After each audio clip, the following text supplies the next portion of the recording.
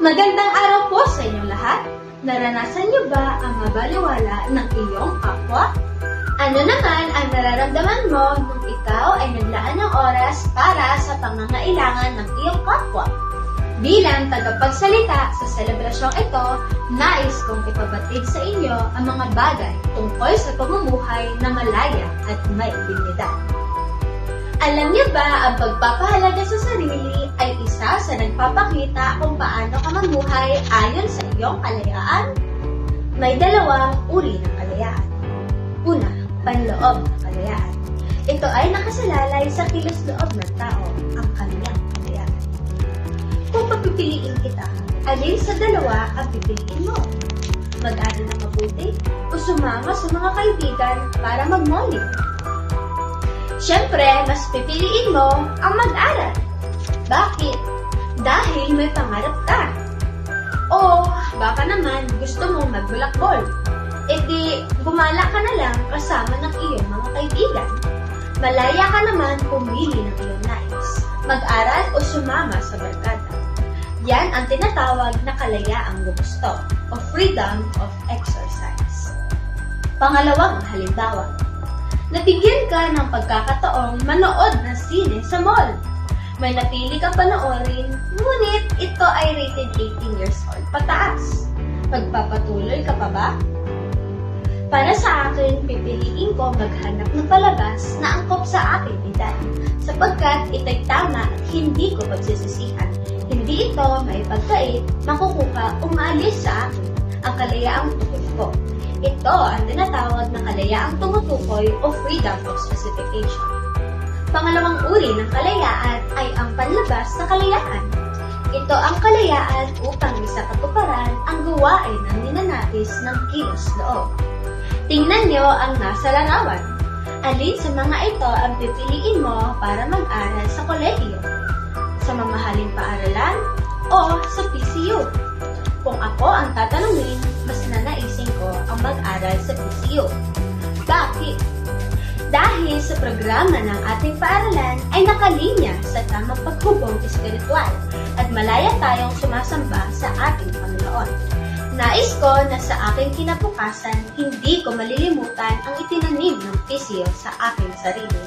Ang maisabuhay ang faith, character, and service. Sa aking pagpili, mag-aaral ako para makatapos at susunod sa mga panununtunan na nakakataas sa akin.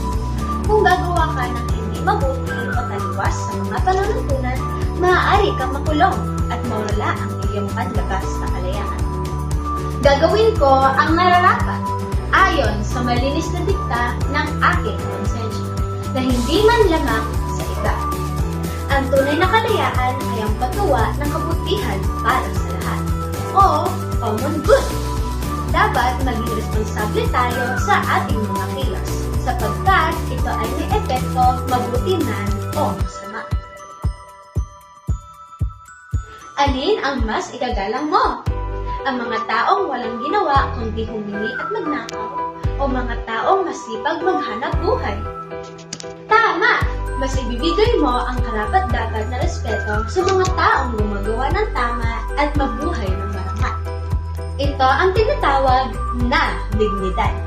Ano ang dignidad? Ito ay galing sa salitang Latin na dignitas. Mula sa dignos na ang ibig sabihin ay karapat-dapat. Dahil sa dignidad, lahat ay may karapatang umunlad sa paraang hindi makakasama sa kapwa-tao. Nararapat nga bang gawin ito sa ating kapwa? Palagay ko, hindi. Dapat mangingibabaw ang paggalang anuman ang kanyang kalagayan sa buhay. Wala tayong karapatang hiyain ang mga taong ayaw natin.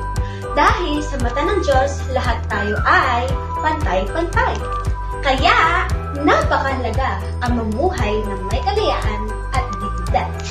Ito ay susi para maging masaya ang tao.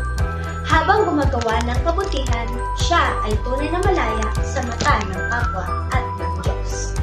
Gawing pantay-pantay ang pagtrato sa ibang tao, anuman ang kanilang pisikal na kalagayan. Dahil, gaya nito, naniniwala ako sa kasabihan, anuman ang iyong itinanim ay siya rin aanihin. Gagawin ko ang nais na gawin ng kapwa ko sa akin. Kung ako ay may respeto sa aking kapwa, sila rin ay nagbibigay respeto at hindi malayang makita sa akin ang dignidad na karapat-dapat sa akin. Ito ay gintong kaalaman na dapat natin isabuhay. Lumaki na malaya, mabuting tao at higit sa lahat ay mamuhay ng may dignidad. Muli, ito po si Hope. Maraming salamat po!